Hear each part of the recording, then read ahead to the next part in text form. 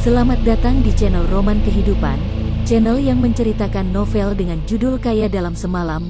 Jangan lupa like, komen, dan subscribe. Selamat mendengarkan. Bab 293. Semakin tinggi melayang, semakin keras jatuhnya. Para penonton di tempat sangat jelas bahwa jumlah taruhan untuk Yang Tian menang secara signifikan lebih banyak daripada taruhan untuk Qin Lang menang. Kebanyakan dari mereka baru saja menyaksikan kekuatan Yang Tian yang jatuh dari atas. Mereka merasa sangat solid di dalam hatinya. Mari kita memasuki sesi yang paling menarik dari pertarungan kungfu malam ini. Izinkan saya mengumumkan peraturannya terlebih dahulu. Kedua master mewakilkan keluarga Zong dan keluarga Song untuk merebut posisi penguasa dunia bawah tanah Yanjing. Tidak ada batas waktu dan tidak ada batas metode. Jika satu pihak berinisiatif untuk menyerah ataupun dibunuh oleh satu pihak lainnya, maka pertarungan kungfu ini dinyatakan berakhir. Pihak keluarga yang diwakili oleh pemenang akan menjadi penguasa bawah tanah Yanjing. Persilakan para penonton untuk membuka mata kalian dengan lebar. Pertarungan kungfu malam ini, sekarang, dimulai. Setelah wasit selesai berbicara, dia mundur ke bawah ring. Penonton di bawah ring membuat keributan besar dan hanya ada Qin Lang dan Yang Tian yang tersisa di atas ring. Sobat, kamu bisa menyerah sekarang, aku bisa mempertahankan nyawamu, kamu hanya cukup berlutut di tanah dan melewati di bawah selangkanganku. Kata Yang Tian sambil menatap Qin Lang dengan jijik. Kekuatan Qin Lang tidak bisa membangkitkan keinginan kecil Yang Tian untuk bertarung. Yang Tian merasa bahwa sungguh konyol untuk bertarung dengan orang lemah yang seperti Qin Lang. Itu merupakan penghinaan bagi dirinya sendiri. Aku akan mengembalikan kata-katamu secara utuh dan pada saat yang bersamaan, aku ingin mengajari sebuah pepatah Tiongkok kuno kepada orang pisang yang seperti kamu. Semakin tinggi melayang semakin keras jatuhnya. Qin Lang berkata sambil memunggungi tangannya. Dia awalnya cukup menghormati Yang Tian ini, tetapi tak terduga bahwa katanya membuat Qin Lang juga tidak perlu sopan padanya. Bajingan sialan, sepertinya aku telah memberimu terlalu banyak muka. Serahkanlah nyawamu. Yang Tian tidak menyangka bahwa Qin Lang berani berbicara seperti itu dengannya. Amarahnya melonjak tajam dan tubuhnya tiba-tiba mengeras. Dia melompat tinggi sekitar 3 atau 4 meter dan hendak menendang Qin Lang secara diagonal. Jurusnya adalah jurus langkah bebas sesuka hati.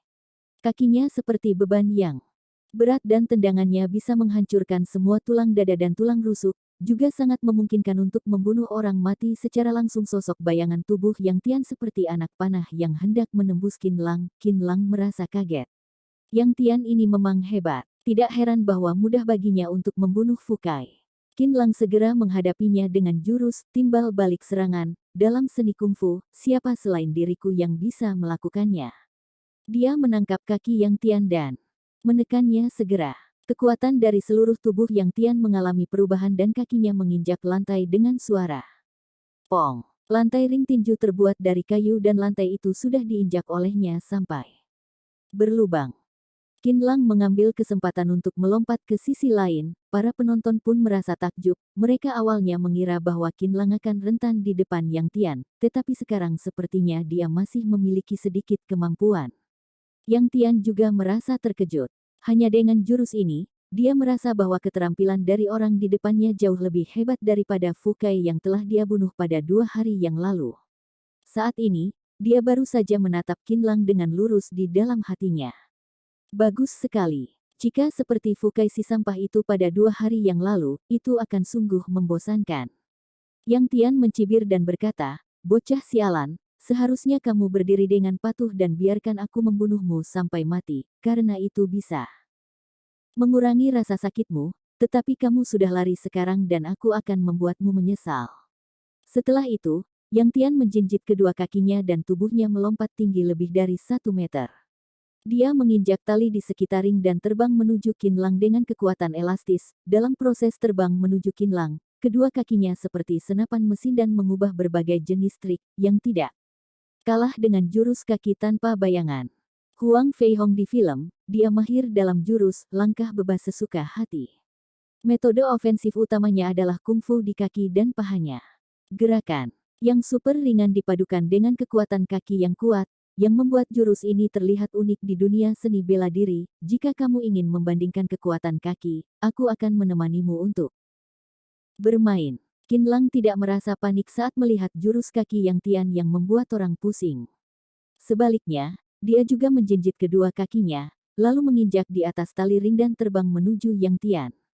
Nenek Biyu pernah bilang bahwa seni langit dan bumi bersatu, mencakup semuanya. Saat proses menghadapi musuh, Qin Lang sudah bisa perlahan memahaminya. Kaki Qin Lang dan Yang Tian saling berhadapan di udara.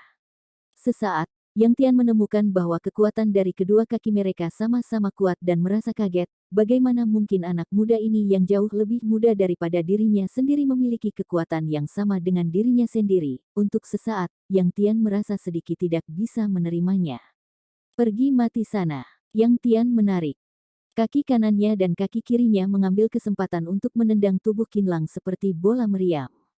Bagus, kata Qin Lang di dalam hatinya. Qin Lang berdiri di udara dan kedua tangannya memeluk kaki kiri Yang Tian, pertama-tama menggunakan jurus timbal balik serangan untuk menghilangkan kekuatan di kaki Yang Tian.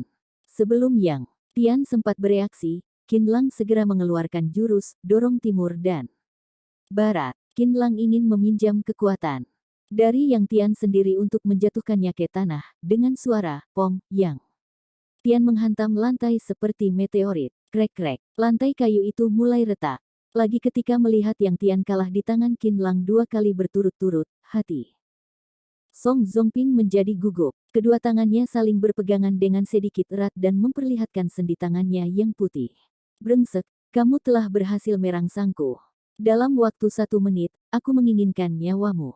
Teriak Yang Tian. Sejak debutnya, dia selalu berjalan dengan lancar, tetapi dia tidak pernah menghadapi situasi yang memalukan seperti ini. Dia merasa bahwa Qin Lang telah membuatnya malu di depan begitu banyak orang. Tidak hanya mukanya saja, tetapi juga mukanya geng pemuda Tiongkok, yang membuatnya tidak bisa diterima.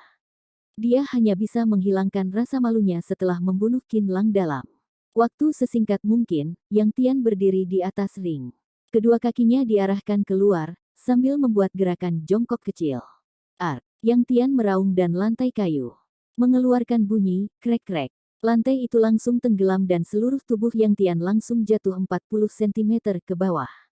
Kaca-kaca. Wajah Yang Tian memerah. Celana yang dia kenakan sudah robek dan telah memperlihatkan otot kakinya yang kekar. Celananya perlahan semakin robek dan sepertinya perlahan melunak karena suhu yang tinggi. Kaki Yang Tian telah diperlihatkan. Dia mengenakan celana pendek yang mirip seperti celana renang di dalamnya dan penuh elastis. Tidak tahu dari bahan apakah itu yang membuatnya tidak robek ataupun melunak. Yang Tian meraung lagi, seluruh tubuhnya membengkak dan bergegas menuju Qin Lang seperti angin torpedo raksasa. Seluruh tubuhnya memancarkan aura dingin. Para penonton di sekitar ring bisa merasakan gelombang kejut di udara yang menghantamnya dalam semburan. Para penonton tiba-tiba memiliki sejenis ilusi bahwa angin topan dan tsunami sedang terjadi di depan mereka. Ini adalah jurus terhebat, kaki tsunami dalam, langkah bebas sesuka hati, yang dilatih oleh Yang Tian. Momentumnya sekuat tsunami, tanpa ada kerugian apapun. Biasanya, di bawah situasi yang normal, Yang Tian tidak akan menggunakan jurus ini kecuali di saat waktu yang terpaksa. Seperti sekarang, jika dia tidak membunuh Qin Lang dalam waktu yang paling singkat, maka dirinya sendiri akan dipakukan pada pilar penghinaan geng pemuda Tiongkok. Tuan Muda Qin, hati-hati. Tuan Muda Qin, Qin Lang, Xiao Feng, Xiao Hua dan Qin Zu semuanya telah melihat bahaya kuat dari jurus Yang Tian dan mengingatkan Qin Lang. Qin Lang segera memusatkan fokusnya. Dia tahu bahwa jika dirinya sendiri tidak berhati-hati, mungkin saja akan dipukul sampai terluka parah oleh Yang Tian. Qin Lang mengalihkan seluruh tenaga dalam tubuhnya ke kedua kakinya dan segera mengeluarkan jurus mendaki ke atas.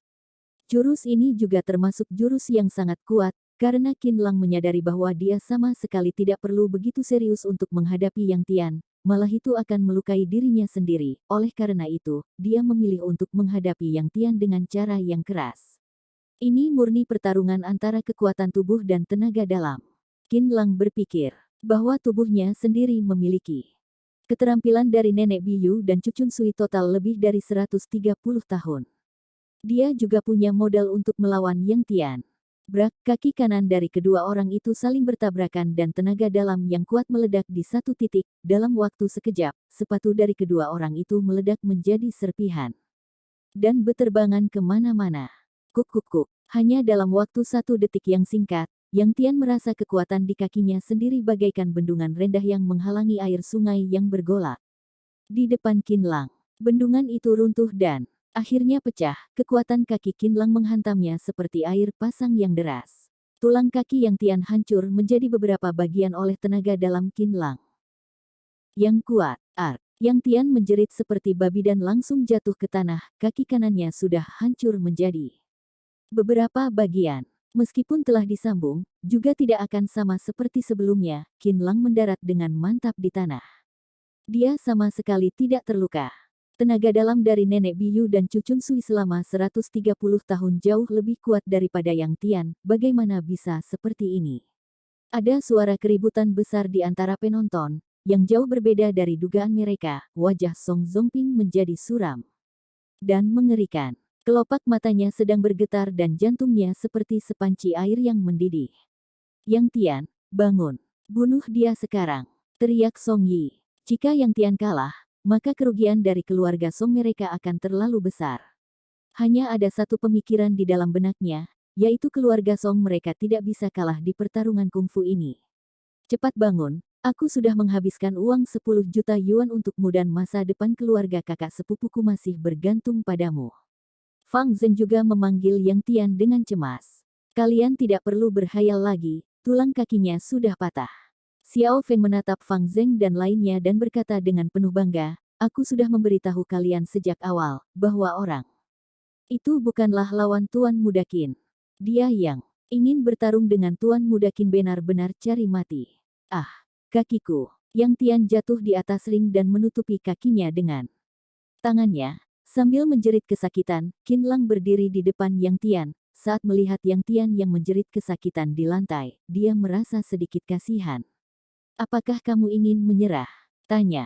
Qin Lang dia tidak lupa bahwa dia sedang mengikuti pertarungan kungfu.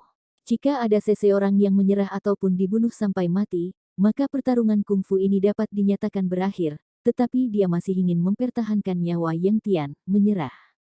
Yang Tian mendongak untuk menatap Qin Lang. Dia ingin tertawa, tetapi rasa sakit di kakinya yang parah membuatnya tidak bisa tertawa. Kemudian dia berkata dengan susah payah, tidak mungkin bagiku untuk menyerah pada dunia seni bela diri Tiongkok. Menurutku, setiap orang dari dunia seni bela diri Tiongkok adalah bajingan. Sejak kapan kamu melihat ada orang yang menyerah pada bajingan? Hehe, meskipun Yang Tian sedang tertawa secara paksa, tetapi rasa sakit di kakinya yang parah menyebabkan tubuhnya kram. Dia mulai bergumam pada dirinya sendiri.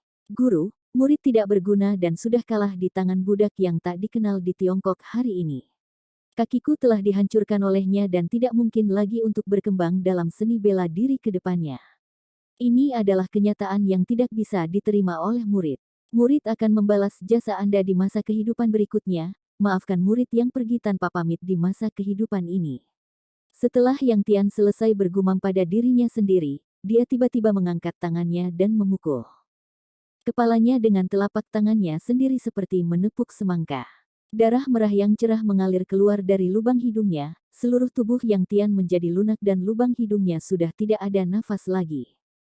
Bab 294. Menjatuhkan keluarga Yu. Di tengah keributan penonton, wasit melangkah ke atas ring untuk memeriksa Yang Tian. Wasit meletakkan tangannya di lubang hidung Yang Tian dan setelah 10 detik, dia berdiri dan mengumumkannya kepada para penonton. Yang Tian sudah mati dan pemenang dari pertarungan kungfu malam ini adalah Qin Lang. Sambil berkata demikian, dia mengangkat tangan Qin Lang. Tidak ada suara sorak-sorai sekarang. Karena sebagian besar orang masih linglung, mereka tidak bisa percaya dan tidak bisa menerima kenyataan dari kekalahan keluarga Song yang mereka dukung sebelumnya. Sedang di sisi keluarga Zhong yang sedikit orang, itu sudah menjadi lautan kegembiraan saat ini. Tidak ada siapapun dari keluarga Zhong yang menyangka bahwa anak muda yang ditemukan oleh Zhong Zhaoshan secara mendadak, telah mengalahkan Yang Tian yang luar biasa dalam satu gerakan. Mereka awalnya mengira bahwa setelah malam ini, kekuatan keluarga Zong di Yanjing akan direbut pergi dan baru saja sedang mengkhawatirkan taruhan 1 miliar yuan dari Zong Zhaoshen, tetapi hasilnya begitu tak terduga. Situasi dari keluarga Zong mereka benar-benar terjadi keterbalikan dan telah memenangkan pertarungan kungfu ini. Tuan Muda Qin, Anda sangat tampan tadinya. Lia, kami baru saja mengkhawatirkan Anda dan tampaknya kekhawatiran kami terlalu berlebihan, seperti yang dikatakan oleh Tuan Muda Qin di Universitas Yanjing, bahwa masih belum ada orang yang bisa mengalahkan Tuan Muda Qin sekarang. Xiao Feng dan Xiao Hua segera berlari ke atas ring dan merangkul lengan Qin Lang, kemudian berkata kepada Qin Lang sambil tersenyum. Di bawah ring, Qin Tian dan Qin Zu juga sangat gembira. Qin Tian melambaikan tangannya dan mulutnya terus berkata, "Aku tahu dia pasti bisa, aku tahu dia pasti bisa." Qin Zu menghela nafas dengan lega, dia juga berlari ke atas ring dan memeluk Qin Lang, kemudian berkata dengan lembut, "Untungnya, kamu baik-baik saja. Aku sudah bilang tidak apa-apa. Bagaimana, aku tidak berbohong bukan?" Qin Lang menyentuh wajah Qin Zu dengan tangannya dan berkata sambil tersenyum. Qin Zu juga tersenyum. Orang-orang dari keluarga Zong naik ke atas ring. Qin Lang adalah penyelamat dari keluarga Zong mereka. Mereka merasa sangat kagum dan berterima kasih kepada anak muda ini sekarang. "Tuan Qin, terima kasih. Untung saja ada Anda di keluarga Zong kali ini. Mulai sekarang, Anda menjadi tamu teratas di keluarga Zong. Apakah Anda terluka? Keluarga Zong kami akan membelikan obat terbaik untuk Anda." Orang-orang dari keluarga Zong berceloteh dan tersenyum pada Qin Lang. Seperti Buddha Maitreya, yang membuat Qin Lang bahkan tidak bisa berbicara, orang-orang dari keluarga Zong secara inisiatif memberi jalan dan Zong Suesan menemani ayahnya untuk berjalan ke depan Qin Lang. Zong Zhaoshen menggenggam tangan Qin Lang. "Sudah saatnya baginya untuk tertawa lepas malam ini, Tuan Qin. Terima kasih, Anda telah memberi kontribusi lagi terhadap keluarga Zong dan keluarga Zong pasti akan membalas kebaikan Tuan di masa depan." Di hadapan banyak orang, Zong Zhaoshen masih sengaja menutupi urusan Qin Lang dan Zong Yu, agar tidak terlihat apapun oleh orang lain. "Paman Zong terlalu sopan, aku hanya melakukan sedikit usaha saja," kata Qin Lang dengan sopan. Zong Zhaoshen dan Zong Suesan diam-diam mengangguk. Mereka cukup puas atas penampilan Qin Lang. Semua orang merasa sangat gugup dan kontradiktif untuk menatap Zong Zhaoshen sekeluarga. Sebelum pertarungan, mereka begitu meremehkan keluarga Zong dan berinisiatif untuk menyanjung keluarga Zong, apalagi pemenangnya yang paling terakhir adalah keluarga Zong sekarang.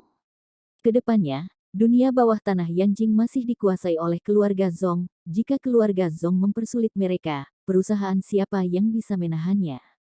Hingga sekarang, mereka hanya bisa mencoba untuk mengembalikan citra mereka di depan keluarga Zong dan meminimalkan kerugian mereka. Beberapa orang yang bermuka tebal segera menyanjung keluarga Zong, sedangkan yang lainnya bergegas mengikutinya karena takut mereka akan ketinggalan. "Tuan Zong, keluarga Zong lah yang masih memiliki latar belakang yang kuat. Selamat atas kemenangan Tuan Zong dalam pertarungan kungfu ini. Ke depannya, dunia bawah tanah Yanjing masih tetap mendengarkan perintah dari Tuan Zong. Benar, benar, benar, Tuan Zong luar biasa dan selalu ada untung jika kami mengikuti Tuan Zong. Tuan Zong, bisakah aku membayar biaya perlindungan untuk tahun depan sekarang? Jika bisa, aku bisa membayarnya sekarang." Saat ini, beberapa pengusaha yang dulunya didukung oleh keluarga Song juga bergegas menyanjung Zong Zhaoshen. Demi mendapatkan kesan baik dari tuan barunya, mereka bahkan mengutuk keluarga Song. "Dulunya, keluarga kami didukung oleh keluarga Song. Kami membayar uang lebih setiap tahunnya, tetapi selalu bermasalah dan sama sekali tidak sepadan. Mulai sekarang, kami mengikuti keluarga Zong. Tuan Zong, kami merasa sangat bahagia." Keluarga Song hanyalah keluarga yang baru saja tiba di Yanjing selama 30 tahun, apakah mereka juga ingin merebut posisi dari keluarga Zong? Sungguh tamak, berhati-hatilah agar tidak mati. Jika dibandingkan dengan keluarga Song sama sekali tidak berguna. Sekarang hasilnya sudah ditentukan dan mulut dari semua orang juga sedikit beracun, yang membuat keluarga Song benar-benar merasakan apa yang dimaksud dengan dunia yang realistis. Kalian Song Yi dibuat marah oleh sekelompok orang itu, tetapi dia sudah kalah, dia bahkan tidak bisa memarahi mereka sekarang. 9. Tuan Zong Fang Zheng sekeluarga di samping Song Yi juga ingin meminta maaf dan menyanjung Zhong Jiushen. Begitu mereka berbicara, Song Yi memelototinya. Yang membuat Fang Zheng ketakutan sampai diam, tidak apa-apa bagi orang lain, tetapi kalian adalah sepupu dari keluarga Songku, jika kalian sepihak dengan keluarga Zhong, maka kalian jauh lebih keji daripada yang lainnya. Detail itu kebetulan telah dilihat oleh Wang Chen. Wang Chen menyeringai dan berkata dengan suara rendah, lemah. Sungguh memalukan. Tuan Song, hasil dari pertarungan kungfu ini sudah keluar. Malam ini, aku akan meminta orang-orangku untuk mengambil alih semua kekuasaan dari keluarga Song. Bagaimana menurut Tuan Song? Zhong Jiushen berjalan ke depan Song Zongping dan berkata demikian di hadapan semua orang. Terserah kamu kapan ingin mengambil alihnya, kata Song Zongping dengan kesal. Dia sudah tidak ada artinya lagi di sini dan hanya bisa ditertawakan oleh orang lain. Song Zongping menatap Zhong Jiushen dengan enggan dan berkata, aku izin pamit dulu. Ayo kita pergi. Setelah itu, Song Zongping berbalik dan berjalan menuju pintu keluar, yang diikuti oleh Song Yi dan lainnya di belakang. Setelah berjalan keluar dari lantai bawah tanah dan masuk ke dalam mobil, amarah Song Zongping akhirnya telah meledak. Dia sedang duduk di dalam mobil. Kedua tangannya memukul kursi dengan keras dan muncul jejak darah di sendi jari tangannya. Getaran yang hebat ini membuat rambut palsunya yang tebal juga berantakan. Seperti orang gila, demi hari ini, dia telah bekerja keras selama 30 tahun. Awalnya, dia merasa bahwa hari ini adalah waktu yang terbaik dan tepat untuk mendapatkan hak kendali dunia bawah tanah Yanjing dalam satu gerakan. Tetapi rencana manusia tidak sesuai penentuan dari Tuhan dan akhirnya dia sudah kalah. Sekarang, kekuasaannya di dunia bawah tanah Yanjing juga akan diambil alih oleh keluarga Zhong. Apalagi dia telah kehilangan uang 1 miliar yuan. Itu adalah 1/5 dari total kekayaannya. Semuanya sudah sia-sia. Tuhan, mengapa kamu ingin mempermainkanku? Apakah kamu ingin membunuhku mati dengan hidup-hidup? Song Zongping meraung di dalam mobil. Dia meninju jendela mobil dan bekas darah di sendi jari tangannya semakin banyak. Itu membuat sopir dan Song Yi merasa bahwa orang yang duduk di dalam mobil sudah bukan lagi pejabat tinggi yang sopan, ataupun pahlawan bawah tanah yang selalu berpikir panjang, melainkan orang gila diambang kehancuran. Jika bukan karena sifat Song Zongping yang sabar, dia benar-benar akan gila. Saat ini, ada satu orang lainnya yang hampir sama dengan Song Zongping, di dalam sebuah villa super mewah di Shanghai. Qin Yuan selalu melihat pertarungan kungfu itu melalui siaran langsung dari ponselnya. Dia menantikan adegan Qin Lang yang dipukuli sampai mati. Karena dari informasi yang dia dapatkan tentang Yang Tian, dia merasa Qin Lang pasti akan kalah di depan Yang Tian, tetapi perkembangannya berada di luar dugaannya.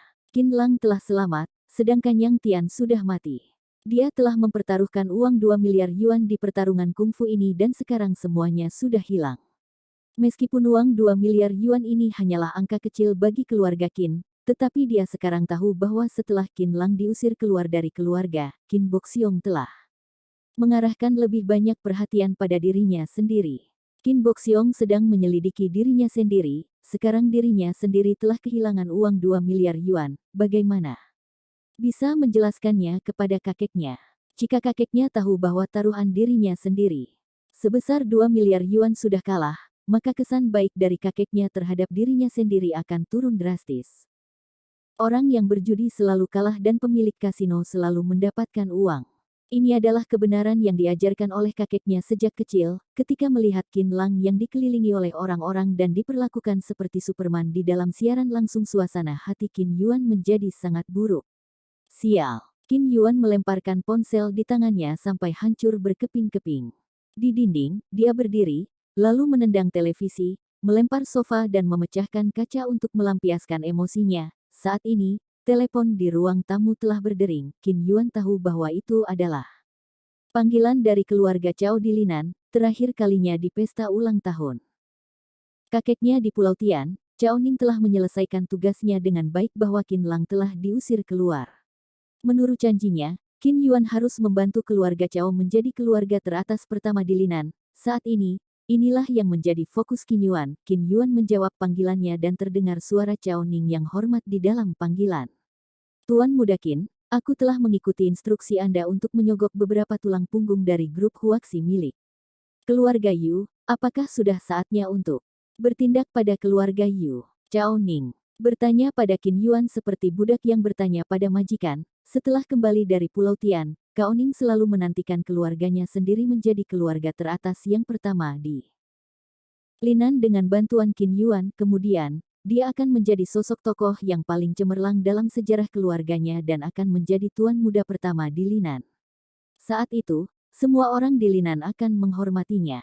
Saat memikirkannya, dia menjadi bersemangat sampai tidak bisa tidur. Qin Yuan menarik nafas dengan dalam dan melupakan amarahnya tadi untuk sementara waktu. Bagus, mulai besok, aku akan mulai membantumu. Saat itu, jumlah rekan kerjasama keluarga Yu akan berkurang dengan cepat, lalu kamu meminta tulang punggung dari grup keluarga Yu untuk mengundurkan diri dan keluarga Yu akan runtuh dengan sendirinya. Sangat dimungkinkan bahwa mereka akan segera mengoperkan perusahaan mereka sendiri. Saat itu, aku akan memberimu dana untuk mengambil semua bisnis keluarga Yu dan keluarga Cao. Kalian akan menjadi keluarga teratas pertama di Linan. Setelah mendengar kata-kata Qin Yuan, keluarga teratas pertama, Cao Ning merasa sangat gembira. Dia tidak tahan untuk tertawa dan bertanya, Tuan Muda Qin, apakah semuanya akan begitu mudah seperti yang Anda katakan? Cao Ning merasa bahwa keluarga Yu adalah keluarga lama yang telah mendominasi di Linan selama puluhan tahun. Kedengarannya seperti fantasi untuk membiarkan mereka hancur dalam waktu yang singkat. Apakah kamu mencurigai kata-kataku? Tanya Qin Yuan dengan sedikit dingin. Tidak, tidak, Tuan Muda Qin, Anda sudah salah paham. Menurut kekuatan keluarga Qin, jangankan keluarga Yu yang kecil itu, bahkan kalian juga bisa membalikkan Bill Gates. Kata Cao Ning dengan cepat. Setelah menjadi bawahan di sisi Qin Yuan selama beberapa hari, dia telah memahami sifat dari majikannya yang kejam dan terkadang marah ataupun senang. Jika itu karena dirinya sendiri yang terlalu banyak bicara, lalu Qin Yuan tiba-tiba berubah pikiran untuk tidak membantu keluarga Cao mereka menjadi keluarga teratas pertama di Linan, maka kerugiannya sangat besar. Hehe, Qin Yuan tertawa. Dia sedang tertawa bahwa Cao Ning selalu menjadi seekor anjing di depannya selamanya. Cao Ning, kamu harus ingat bahwa setelah keluargamu menjadi keluarga teratas pertama di Linan, kamu masih menjadi seekor anjing di bawah tanganku. Aku bisa membiarkanmu duduk di posisi keluarga teratas pertama dan juga bisa menurunkanmu. Baik, aku adalah anjing dan selalu mendengar kata-kata Tuan Muda Qin selamanya. Kata Cao Ning, sudahlah, tunggu saja pengaturanku.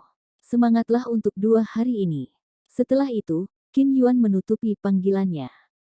Bab 295.LD Kecil dari Angin Bunga Salju Rembulan. Saat ini, di arena tinju bawah tanah Huizong, semua orang masih berkerumun di sekitar Zhong Jiushen dan berusaha untuk meningkatkan citra mereka di depan Zhong Jiushen. Sudahlah, aku sudah melihat penampilan kalian malam ini, tidak perlu berpura-pura lagi di depanku saat ini, tetapi aku tidak akan menolak kalian atas penampilan kalian malam ini. Waktu masih panjang. Jika masih ada orang yang ingin merusak kesannya di hatiku, aku tidak akan mengampuninya lagi, kata Zhong Jiushen sambil menatap sekelompok orang yang menyanjung di sekitarnya. Zhong Jiushen sedang memperingatkan semua orang bahwa jika terjadi hal seperti hari ini lagi untuk kedepannya, maka dia tidak akan melepaskannya pergi dengan begitu mudah. Sebagai penguasa dunia bawah tanah Yanjing, dia harus mendirikan keagungannya. Baik, pasti. Kami mendengar kata-kata Tuan Zhong dan melaksanakan perintah dari keluarga Zhong. Yang lainnya menjadi gemetar dan segera menanggapinya, kemudian memberi jalan kepada orang-orang keluarga Zhong. Tuan Qin, silakan. Zhong Jiushen dan Qin Lang berjalan berdampingan, sedangkan orang-orang keluarga Zhong, Xiao Feng, Xiao Hua, Wang Chen, Qin Tian dan Qin Su semuanya mengikutinya di belakang. Tuan Qin, silakan mengikutiku ke rumah keluarga Zhong. Keluarga Zhong akan mengadakan pesta untuk merayakan kemenangan Anda. Qin Lang telah menyelamatkan keluarga Zhong. Bagaimanapun juga, Zhong Jiushen harus memperlakukan Qin Lang dengan baik. Orang-orang keluarga Zhong berkumpul di sekitar Qin Lang dan ikut mengundang Qin Lang ke rumah keluarga Zhong. Tidak perlu lagi, aku sudah mengerti maksud hati dari Tuan Zhong. Aku sendiri masih punya urusan malam ini, mohon atas pengertian dari Tuan Zhong. Qin Lang berkata demikian, Karena dia dan Zhong Yu sudah berjanji untuk berjalan-jalan di sepanjang Danau Weiming, setelah Zhong Jiushen mendengar bahwa Qin Lang ada urusan, dia juga tidak memaksanya lagi. Setelah mengucapkan selamat tinggal kepada Qin Lang, dia masuk ke dalam mobil mewah bersama orang-orang keluarga Zhong dan menuju rumah keluarga Zhong. Di bawah tatapan dari banyak orang, Qin Tian dan Qin Su tidak berani banyak bicara dengan Qin Lang, karena begitu diteruskan ke telinga Qin Yuan, dia pasti akan menggunakan hal ini untuk membuat keributan di depan kakeknya. Mulai sekarang, ingatlah untuk tersenyum selalu, mengerti? Kata Qin Lang sambil menatap Qin Su. Dia masih peduli dengan adiknya ini di dalam hatinya. Saat itu, aku masih ingat bahwa aku bekerja padamu. Saat kamu melihat uang, kamu pasti akan tertawa lepas. Malam ini, kalian telah mempertaruhkan uang 100 juta yuan. Menurut perbandingan ruginya, kalian sudah untung 200 juta yuan. Sungguh aneh, mengapa tidak melihat kamu tersenyum? Qin Lang mencubit dagunya dan menatap Qin Su dengan aneh. Qin Su tertawa, seperti sekuntum bunga persik yang indah. Dia meraih telinga Qin Lang dan berkata sambil tertawa, Qin Lang, aku sudah lama tidak mengganggumu, apakah kulitmu mulai gatal lagi? Tiba-tiba, seolah-olah telah kembali ke hari-hari mereka berdua berjualan pancake di jalanan Linan pada beberapa bulan yang lalu. Kakak, ayo kita pergi. Qin Su melepaskan telinga Qin Lang dan berkata kepada Qin Tian. Setelah mengetahui situasi Qin Lang baik-baik saja sekarang, dia merasa lebih lega, apalagi Qin Lang berada di Yanjing. Jika merindukannya, dia bisa mencari kesempatan untuk melihatnya. Kalau begitu kami pergi dulu, Qin Tian menyapa Qin Lang dan membawa Qin Su pergi ke tempat parkir. Qin Lang hendak memanggil taksi untuk pulang bersama Xiao Feng dan Xiao Yue, tetapi dia tiba-tiba menyadari bahwa Wang Chen masih berdiri tidak jauh darinya. Semuanya pada malam hari ini benar-benar telah mengejutkan Wang Chen. Sebelumnya, di matanya hanya ada hitam dan putih, baik dan jahat, tetapi kejadian pada malam hari ini telah membuatnya mengerti bahwa dunia ini tidak sesederhana seperti yang dia bayangkan. Polisi Wang, apakah kamu mengikutiku untuk membawaku kembali ke kantor polisi? Menurut hukum, sepertinya aku telah melakukan pelanggaran atas perkelahian massa dan ada satu orang meninggal karena aku tadinya. Qin Lang berjalan ke samping Wang Chen dan bertanya demikian. Bukan, Wang Chen segera menjawabnya. Dia bukan orang bodoh. Bagaimana mungkin tidak bisa melihat bahwa Qin Lang telah didorong ke titik itu secara paksa? Pertarungan kungfu ini sama sekali tidak bisa dihindari olehnya. Jika tidak ada pertarungan kungfu ini, mungkin saja dunia bawah tanah Yanjing akan terjadi peperangan besar dan konsekuensinya tak terbayangkan. Kalau begitu mengapa kamu mengikutiku? Tanya Qin Lang dengan penasaran. Aku, Wang Chen tidak bisa berkata-kata untuk sesaat, kemudian dia segera berbohong. Aku ingin mengucapkan terima kasih padamu bahwa aku telah mempertaruhkan uang 10.000 yuan dan memenangkan uang 20.000 yuan. Qin Lang tertawa. Kalau begitu aku pergi dulu. Sambil berkata demikian, Qin Lang hendak kembali ke Universitas Yanjing bersama Xiao Feng dan Xiao Yue. Tunggu, Wang Chen tiba-tiba menghentikan Qin Lang dan berkata, di ring tinju, aku mendengar bahwa lawanmu berasal dari anggota geng yang sangat kuat di AS, sekarang dia sudah mati. Mungkin saja mereka akan membalas dendam padamu, berhati-hatilah. Qin Lang merasa sedikit terkejut. Dia tidak menyangka bahwa Wang Chen begitu perhatian dan secara khusus mengingatkan dirinya sendiri untuk berhati-hati. Hatinya terasa hangat. Terima kasih, aku akan berhati-hati, tetapi menurut aturan dunia seni bela diri, jika mereka datang untuk membalas dendam padaku, itu sudah berarti kalah. Sepertinya mereka tidak akan melakukannya, kamu tidak perlu mengkhawatirkanku. Setelah itu, Qin Lang berjalan mendekati Xiao Feng dan Xiao Hua, mengkhawatirkanmu. Hati Wang Chen tanpa sadar bergerak. Setelah mendengar kata-kata Qin Lang, dia segera membantahnya di dalam hatinya, aku tidak mengkhawatirkanmu, aku hanya menyebutkannya saja. Kemudian, dia melihat Qin Lang naik taksi bersama Xiao Feng dan Xiao Hua. Wang Chen berbalik dan berjalan ke motor elektrik kecilnya. Dia masih memikirkan apa yang baru saja dikatakan oleh Qin Lang. Sebenarnya, alasan mengapa Wang Chen mengikuti Qin Lang di belakang adalah karena dia telah melihat pria yang telah merebut ciuman pertamanya, yang menunjukkan kekuatan super di atas ring tinju. Hati Wang Chen tanpa sadar tergerak. Sebelumnya, ketika memikirkan Qin Lang merebut ciuman pertamanya pada hari itu, Wang Chen sangat membencinya, tetapi sekarang, ketika memikirkan ciuman itu, perasaan benci itu sudah menghilang dan sebaliknya itu adalah perasaan suka yang samar. Wang Chen mengendarai motor elektrik kecilnya dan menuju kamar sewaannya.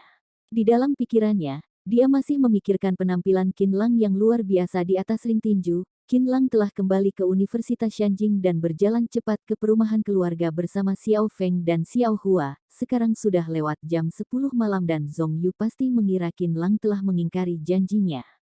Qin Lang harus segera kembali, lalu mengenakan seragam satpam dan menelepon Zhong Yu ketika dia berjalan ke gerbang perumahan keluarga. Qin Lang telah melihat Zhong Yu, Xiao Sui dan Xiao Yue yang berdiri di depan gerbang. Aku akan meneleponnya untuk menanyakannya, sudah begitu malam dan masih belum pulang, apakah terjadi sesuatu hal padanya? Di bawah lampu jalan, Zhong Yu bertanya dengan cemas. Tidak akan, Zhong Yu, Tuan Muda Qin dipindahkan ke Taman Olimpiade Yanjing untuk bertugas sementara. Mungkin saja dia tidak bisa kembali di malam hari ini. Mereka tidak bisa menjawab panggilan saat bertugas, sehingga jika kamu meneleponnya, juga tidak ada orang yang bisa menjawabnya, bujuk Xiao Sui. Setelah Zhong Yu menemukan bahwa Qin Lang tidak ada di tempat, dia merasa sangat khawatir. Xiao Sui dan Xiao Yu hanya bisa berbohong padanya. Sebelum Tuan Muda Qin pergi, dia pernah bilang bahwa Zhong Yu tidak boleh tahu tentang dirinya sendiri yang mengikuti pertarungan kungfu demi keluarga Zhong. Benarkah? Tetapi aku selalu memiliki sejenis firasat yang buruk, Zhong Yu menatap Xiao Sui dan Xiao Yue. Tatapannya menunjukkan rasa cemas yang mendalam. Zhong Yu, teriak Qin Lang dari kejauhan. Zhong Yu berbalik dan melihat Qin Lang yang tersenyum. Dia berlari menuju Qin Lang dan meraih tangan Qin Lang. Setelah melihat Tuan Muda Qin akhirnya kembali dengan selamat, Xiao Sui dan Xiao Yue juga merasa lega. Maafkan aku, hari ini ada acara besar di Taman Olimpiade sana. Kepala Yao memindahkanku untuk menjaga ketertiban sana untuk sementara, yang menyebabkan aku baru saja pulang sekarang. Kata Qin Lang. Mengapa dia memindahkanmu saat ada acara? Tanya Zhong Yu dengan bingung. Jangan tanya lagi pula aku sudah pulang, bukannya kamu ingin berjalan? Jalan di Danau Weiming. Aku akan menemanimu pergi, kata Qin Lang dengan cepat. Dia tidak ingin selalu berbohong di depan Zhong Yu. Oh iya, ayo kita jalan bersama. Kata keempat gadis angin bunga salju rembulan pada saat yang bersamaan, Qin Lang menemani Zhong Yu dan keempat gadis cantik lainnya ke Danau Weiming. Saat malam hari di Danau Weiming, permukaan air danau sedikit bergelombang, ada pohon dedalu tangis dan bebatuan di tepi danau. Angin sejuk bertiup, yang membuat orang terasa sedikit dingin, ketika melihat bulan pucat yang terpantul di permukaan danau. Tubuh Zhong Yu sedikit gemetar. Sangat dinginkah? Qin Lang meraih tangan Zhong Yu dan memang benar bahwa tangannya dingin, sapa Qin Lang yang sederhana telah menghangatkan hati Zhong Yu. Aduh, Tuan Muda Qin kita cukup manis. Tanganku juga dingin sekali, Xiao Sui, genggamlah tanganku, kata keempat gadis angin bunga salju rembulan sambil bercanda. Setelah menyaksikan pemandangan danau di Danau Weiming, Qin Lang menemani Zhong Yu kembali ke perumahan keluarga. Istirahatlah yang baik, Qin Lang melambaikan tangan kepada Zhong Yu dan keempat gadis cantik lainnya. Setelah mereka berjalan masuk ke dalam gedung dia baru saja berjalan ke asramanya sendiri. Setelah membasuh kakinya, Qin Lang berbaring di atas ranjang. Sekarang Dai Qianbai sudah tidak ada dan hanya ada dia sendiri di dalam asrama. Qin Lang ingin mencari waktu pergi ke rumah sakit untuk menemui Dai Qianbai. Sudah waktunya untuk tidur. Meskipun dia tidak terluka pada malam hari ini, tetapi dia merasa sangat lelah. Hanya membalikkan badan saja, tubuhnya terasa sedikit sakit. Tok tok tok. Ketika Qin Lang hendak mematikan lampu, terdengar suara ketukan di pintu kamarnya. Tuan Muda Qin, ini adalah kami. Terdengar suara Xiao Feng di luar pintu. Qin Lang bangun dan membuka pintu untuk melihatnya. Keempat gadis angin bunga salju rembulan sedang berdiri di luar pintu. Di luar dingin dan Qin Lang segera meminta mereka masuk ke dalam kamar. Tuan Muda Qin, kami tahu bahwa Anda sangat lelah malam hari ini, sehingga kami secara khusus datang ke sini untuk memijat Anda. Xiao Feng berkata, Anda tenang saja, saat kami keluar, lampu di kamar Nona Zhong Yu sudah mati. Qin Lang menghela nafas dan hatinya terasa sangat hangat. Keempat gadis ini peduli pada dirinya sendiri. Oke, aku benar-benar sedikit lelah malam hari ini. Setelah kalian selesai memijatku, kembalilah untuk istirahat. Setelah itu, Qinlang berbaring di atas ranjangnya. Keempat gadis angin bunga salju rembulan itu segera berdiri di samping Qinlang. Xiao Feng memijat dahi Qinlang, Xiao Hua melonggarkan otot lengan dan punggung Qinlang, Xiao Sue mengendurkan otot paha Qinlang dan Xiao Yue memijat telapak kaki Qinlang. Mereka berempat memiliki dasar keterampilan bela diri. Mereka telah melayani Nenek Biyu di Istana Bulan selama hampir 20 tahun. Teknik pijat mereka jauh lebih baik daripada terapis kelas 1. Qinlang hanya merasa seluruh tubuhnya sangat pulas dan rasa lelahnya tadi sudah menghilang. Saat ini, dia seperti berendam di pemandian air panas. Perlahan-lahan, Qinlang telah memasuki alam mimpinya, Tuan Muda Qin, setelah keempat gadis angin bunga salju rembulan selesai memijatnya. Xiao Feng memanggil Qinlang dengan pelan, tetapi Qinlang sudah mendengkur. Letaklah tubuh Tuan Muda Qin dengan pelan, jangan ganggu mimpi Tuan Muda Qin. Yang indah. Bisik Xiao Feng dan ketiga gadis lainnya juga mengangguk. Keempat gadis itu perlahan mengangkat tubuh Qinlang, lalu perlahan membalikkannya dan meletakkan Qinlang di atas ranjang. Saat melihat tubuh Qinlang yang sangat proporsional di atas ranjang, keempat gadis itu merasa sangat suka di dalam hati mereka. Namun, mereka hanyalah pelayan Qinlang dan hanya berhak untuk melayani Qinlang. Mereka sama sekali tidak berani memiliki ilusi tentang Qinlang. Xiao Feng meletakkan selimut di atas tubuh Qinlang dan keempat gadis itu keluar dengan pelan-pelan. Saat hendak menutupi pintu kamar, mereka semua menunjukkan tatapan kasih sayang pada Qinlang. Bagaimana mungkin tidak ada ilusi di dalam hati mereka? Hanya saja kenyataan telah menentukan bahwa mereka tidak bisa melewati langkah itu selamanya. Mereka hanya bisa mengubah rasa suka mereka terhadap Qinlang menjadi tindakan untuk menjaga Qinlang.